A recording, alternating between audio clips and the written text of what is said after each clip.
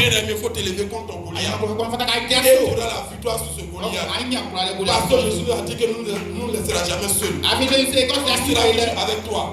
Il est du présent de ta vie. Il connaît tes problèmes. Et lui qui est avec toi, il est plus fort que celui qui est dans le monde. C'est pourquoi Jésus a dit en Marc 11, verset 24. Tout ce que vous demandez en priant, croyez que vous l'avez déjà reçu. Et cela sera exaucé. Lorsque tu pries, Jésus te dit ce que tu es en train de demander là. Il faut se dire que j'ai déjà reçu. En esprit, il faut se dire que j'ai déjà reçu.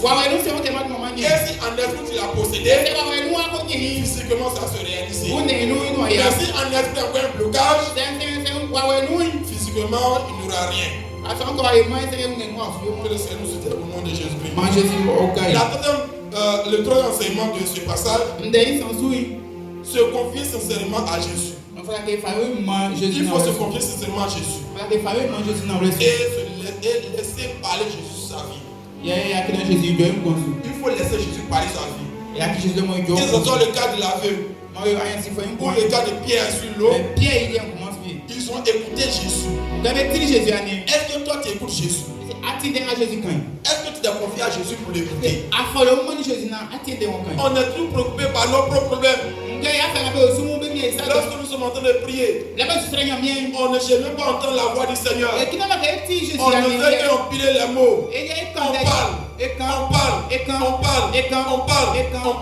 On ne laisse pas Jésus parler aussi.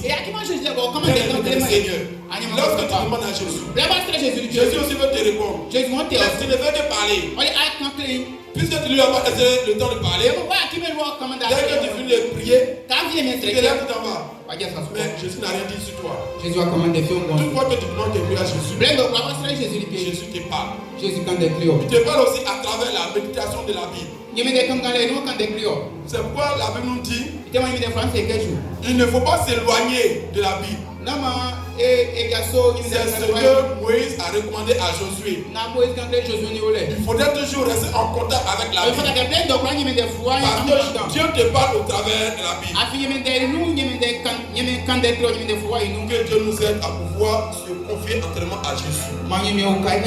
Et à le laisser parler sur ta vie. Et le quatrième enseignement de ce passage, c'est accepter Jésus-Christ comme son maître. Accepter Jésus-Christ comme son maître. C'est là le grand problème des chrétiens que nous sommes. Parce que nous luttons toujours notre vie avec Jésus. Nous voyons dans ce monde-ci quand on dit voici l'esclave qui est là.